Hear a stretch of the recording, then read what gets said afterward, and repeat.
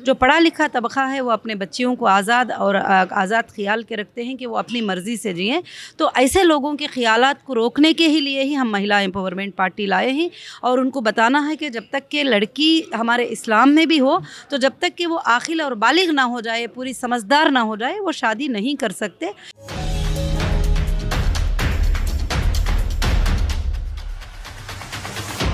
आइए भारत को हम एक प्रगतिशील एवं मजबूत देश बनाएं, एक अच्छे राज्य की कल्पना करें।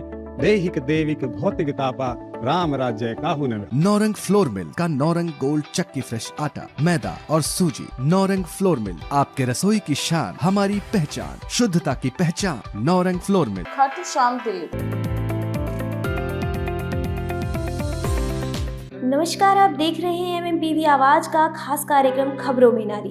आपको बता दें कि हाल ही में दिल्ली स्थित संग्रेला होटल में ऑल इंडिया महिला एम्पावरमेंट पार्टी की अध्यक्ष डॉक्टर नोहेरा शेख द्वारा एक कार्यक्रम आयोजित किया गया है। बता दें कि AIME पार्टी की अध्यक्ष डॉक्टर नोहेरा शेख एक बिजनेस वुमेन भी है। AIME पार्टी का उद्देश्य भारत की महिलाओं, बच्चों व जरूरतमंदों के अधिकारों और उनकी सहायता के लिए काम करना है। साथ ही वुमेन एम्पावरमेंट को बढ़ावा देना भी पार्टी का मुख्य उद्देश्य है। कार्यक्रम में महिला सशक्तिकरण को लेकर खुद NEP को अध्यक्ष डॉक्टर नोहेरा शेख ने क्या कहा, देखिए। जानना ये चाहेंगे कि आज महिलाओं की मौजूदा क्या स्थिति? जी, ये कदम आज नहीं उठाया है, ये कदम 25 साल पहले उठाया था और ये कदम काफ़ी आगे बढ़ चुका है और काफ़ी महिलाएं अब एम्पावर में आ चुके हैं। आज महिलाओं की स्थिति ये है कि जहाँ पर हमारे अर्बन सिटीज़ होते हैं और जहाँ पर हमारे कैपिटल सिटीज़ होते हैं, वहाँ महिलाएं थोड़ा अपने हुकूक़ को ले पाते हैं, मगर जो रिमोट एरियाज़ होते हैं, जो गरीब एरियाज़ होते हैं, वहाँ पर महिलाएं अपने हुकूक़ को बिल्कुल नहीं जानती। आज भी देश के 70% महिलाएं दबी हुई हैं, उनको आज तक उनके हक़ के बारे में पता नहीं है।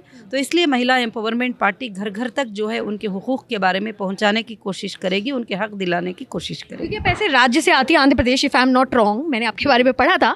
तो उस राज्य में ऐसी स्थिति बनी हुई है कि महिलाओं को जो है बहुत ही बाल्यावस्था में उनका विवाह कर दिया जाता है। ये मुद्दा इस समय बहुत, क्योंकि संज्ञान में इसलिए आया, इस पर आप क्या कहना चाहेंगे? क्या ऐसे रीजंस होते हैं, क्या ऐसे लूप होल्स होते हैं कि वहाँ पे इस तरह की बातें कदम? वहाँ पर इस तरह के नहीं, काफ़ी आज भी विलेजेस में जो है छोटे बच्चियों की शादी कर देना और उनके लिए उनके हुकूक़ के बारे में नहीं जानना, और लड़की बोलेंगे तो उसको एक कमज़ोर नज़र से देखना और उसको कोई चीज़ चॉइस का राइट्स नहीं देना। ये काफ़ी जगह पर 50% लोगों के जहनों में ये बात बैठी हुई है। जो पढ़ा लिखा तबका है वो अपने बच्चियों को आज़ाद और आज़ाद ख्याल के रखते हैं कि वो अपनी मर्ज़ी से जिएँ। तो ऐसे लोगों के ख़यालात को रोकने के ही लिए ही हम महिला एम्पावरमेंट पार्टी लाए हैं और उनको बताना है कि जब तक कि लड़की हमारे इस्लाम में भी हो, तो जब तक कि वो आक़िल और बालिग ना हो जाए, पूरी समझदार ना हो जाए, वो शादी नहीं कर सकते। इस तरह की रोक तो गवर्नमेंट ने भी बहुत सारे पाबंदियां लगाए हैं, बहुत सारे बिल पास हुए हैं और इस्लाम भी यही कहता है। तो ये चीज़ें हम लोगों को इल्म के ज़रिए समझाने की कोशिश कर रहे हैं। एक वाक़या और है इस राज्य का, जहाँ पे मैंने पढ़ा था कि एक आर्टिकल में BBC की रिपोर्ट में ये था कि जब कोई वुमेन प्रेग्नेंट होती है, उसके बाद शायद 3 महीने या 3 दिन के लिए उसे जो है गाँव से निकाल दिया जाता है, कुछ ऐसा। मैं चाहती हूँ ब्रीफली आप इसको काफ़ी चीज़ें ऐसे होते हैं कि जब वो प्रेग्नेंट होती है तो उसका जो है स्कैन निकाला जाता है। अगर पेट में उसके लड़की होती है तो फिर उस पर बहुत जुल्म किया जाता है, जो कि गलत है, क्योंकि लड़का होने में, लड़की होने में किसी औरत का या मर्द का अधिकार नहीं है, ये अल्लाह के तरफ से होता है, जो भी ऊपर वाला है वो देता है। मगर बहुत सारे जगह पर ऐसा होता है कि लड़की को पेट में ही मार दिया जाता है और उनको कहा जाता है कि पेट में लड़की है तो अबार्ट करा लिया जाए। बहुत सारे ऐसे केसेस आते हैं कि मेरे पास बहुत सारे ऐसे केसेस आए कि जब लड़की पेट में होती है तो फिर उसको जुल्म से ले जाकर ससुराल और शौहर सब ले जाकर जो है लड़की को ख़त्म कर दिए जाते हैं। ये सब गलत काम है, उसको रोक दिया जाएगा और आइंदा के दिनों में पेट में लड़का होने से ज़्यादा लड़की होने पर खुशियाँ मनाई जाएगी, क्योंकि एक लड़की बड़ी ताकतवर होती है, लड़की बहुत सारे काम कर सकती है। ये हम ज़माने को बताना चाहते हैं। महिला आरक्षण बिल की तर्ज पर आपको कितनी सफलता हासिल हुई? महिला आरक्षण की बिल ही एक सफलता है, सबसे बड़ी सफलता है। पहले हम बात करते थे जाकर पॉलिटिक्स में या कहीं पर अपने राइट्स को अपना परसेंटेज मांगने जाते थे, तो हमारे पास जो है ना एक ऑफिशियल पेपर नहीं था कि हमारे राइट्स क्या हैं। कोई चाहते तो देते थे, कोई चाहते तो नहीं देते थे। अब नहीं देंगे तो पेपर के ज़रिए हमको देना ही पड़ेगा, क्योंकि हम एविडेंस बता सकते हैं कि 33% हमारा रिजर्वेशन है, तो फिर हमें क्यों नहीं दिया गया। तो ये हमारे लिए बहुत बड़ा कदम है, बहुत बड़ी खुशखबरी की बात है। आखिरी सवाल ये है, मौजूदा सरकार 7 साल से महिलाओं को लेकर जो है बहुत ज़्यादा काम कर रही है, फुटफ्रंट पे गाँव में कस्बों में जाकर महिलाओं के हित के लिए काम कर रही है। आप इस सरकार से कितनी संतुष्ट हैं और आपको क्या लगता है आने वाले दौर में सरकार कितना महिलाओं को वो दे सकती है? जी, सरकार माशाल्लाह काफ़ी अच्छे काम की है और महिला के बिल पास करके तो उन्होंने पूरे देश के महिलाओं का दिल जीता है और महिलाओं को ये किया है। और जो भी महिलाओं के हित में काम किया जाता है उसके हम सपोर्ट में हैं। और जो भी जहाँ जहाँ अलग अलग राज्यों में अलग अलग सरकार है, वो सरकार अगर महिलाओं को पूरा सपोर्ट करती है तो हम उसके साथ हैं। अगर सेंट्रल में जो सरकार है वो महिलाओं को सपोर्ट करते हैं तो हम उनके साथ में ही हम उनके साथ में बात करते हैं। बहुत बहुत धन्यवाद मैम। मैम आपका नाम क्या है?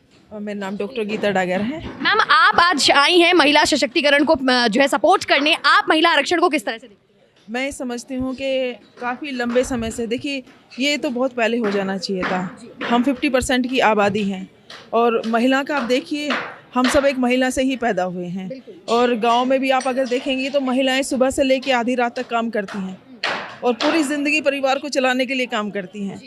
उनके लिए कोई संडे भी नहीं होता, उनके लिए कोई इनकम भी नहीं होती। हस्बैंड ने जो दे दिया उस पर गुजारा हो गया, सास ससुर ने जो दे दिया उस पर गुजारा कर लिया।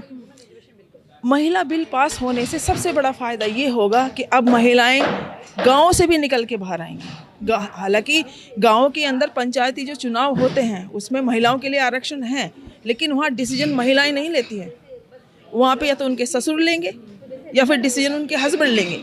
यानी डिसीजन मेकिंग जो जगह है वहाँ पे मेल बैठे हुए हैं आज भी, महिलाएं उसमें भी डिसीजन मेकिंग स्थिति में नहीं है। तो हमें इस तरह से महिलाओं की सोच को परिवर्तित करना है कि उनके अंदर हमें ये स्ट्रेंथ जगानी है कि आप भी डिसीजन ले सकते हो, अच्छे बुरे की परख कर सकते हो। और एक महिला ही पुरुष को जन्म देती है। क्योंकि आप एक एजुकेशनलिस्ट हैं, आपने इतनी एजुकेशन ले रखी है, आप जब लोगों के बीच में जाती हैं, समाज के बीच में जाती हैं, आपको महिलाओं के क्या लूप होल्स दिखते हैं? क्या लगता है कि आज उनमें भी कितनी ज़्यादा अपॉर्चुनिटीज़ उन्हें मिल सकती है जिससे वो जो है अभी तक नहीं? देखिए your good name, your good Akanksha ji. Akanksha ji, आप भी एक मिडिल क्लास से आए होंगे, ठीक है। और बेसिक प्रॉब्लम क्या है जहाँ पे महिला सशक्तिकरण नहीं हो पाया? वो बेसिक कारण है, वो बेसिक रीज़न है महिलाओं का आर्थिक रूप से स्वावलंबी ना होना। ये मैटर करता है। जब आप अर्निंग पॉइंट पे नहीं होते हो और आप दूसरे के ऊपर डिपेंडेंट होते हो तो आप डिसीजन नहीं ले सकते। आपको अपनी बहुत सारी भावनाओं को कुचलना होगा, बहुत सारी इच्छाओं को दमन भी करना होगा। तो महिलाओं को आगे बढ़ने के लिए सबसे बड़ी रिक्वायरमेंट ये है कि हम उन्हें उनके पैरों पर खड़ा करें, पैरों पे खड़ा करें। जब महिलाएं पैरों पे खड़ा होंगी, स्वावलंबी बनेगी, तो स्वयं वो डिसीजन लेंगी, स्वयं पावरफुल स्टेज पे होंगी। और कोई सवाल हो तो आप कर सकते हैं। बिल्कुल बिल्कुल मैम, ये जानना भी ज़रूरी है कि देखिए मौजूदा सरकार महिलाओं को लेकर बहुत सारी योजनाएं निकाल चुका है, घर घर पहुंच चुका है, गांव में पहुंच चुका है, कस्बों में पहुंच चुका है। महिला भी अब शिक्षित भी हो रही है। अब ऐसे भी महिलाएं हैं जो बहुत अच्छी अच्छी उच्च शिक्षा प्राप्त कर चुकी हैं। आने वाले दौर में आप इस सरकार से और क्या उम्मीद रखते हैं? देखिए, अभी महिला बिल पास हुआ है, इम्प्लीमेंट नहीं हुआ है। मैं गवर्नमेंट से मेरी यही गुजारिश है कि इसको जल्दी से जल्दी इम्प्लीमेंट किया जाए। गांव-गांव, घर-घर इसकी अवेयरनेस जगाई जाए, सबको इसके बारे में जानकारी होगी। क्योंकि जानकारी जब हमें होती है तभी हमें अपने अधिकारों का ज्ञान होता है कि हमारे अधिकार क्या है। तो मैं सरकार से यही निवेदन करूंगी कि जैसे इस विधेयक को पास किया है ऐसे इसको इम्प्लीमेंट में भी लेकर आएँ। बहुत बहुत धन्यवाद मैम। तो कहते हैं ना कि महिला जो है पूजनीय होती है और हमारी भारत की धरती भी कुछ ऐसी है जहां महिलाओं को यत्र नार्यस्तु पूज्यन्ते रमन्ते तत्र देवता का जो है जो हिंदी लिटरेचर में हमने किताबों में ज़रूर पढ़ा है। लेकिन कहीं ना कहीं आज वुमेन रिजर्वेशन को लेकर एक बहुत बड़ा सवाल है, क्योंकि वुमेन रिजर्वेशन बिल पास तो हो गया लेकिन इसके लिए बहुत जद्दोजहद जो है करी है। मैंने जिनका इंटरव्यू आपको दिखाया वो थी आंध्र प्रदेश से बिलोंग करती एक ऐसा राज्य जहाँ महिलाओं को लेकर लगातार कुछ ना कुछ मुद्दे जो है उठ के उभर के सामने आते रहे हैं। ऐसे ही MMPB आवाज़ महिलाओं के लिए एक सशक्त पत्रकारिता करता रहेगा और उनकी आवाज़ आप तक जरूर पहुंचाएगा। कैमरामैन गौतम के साथ मैं आकांक्षा, MMPB आवाज़।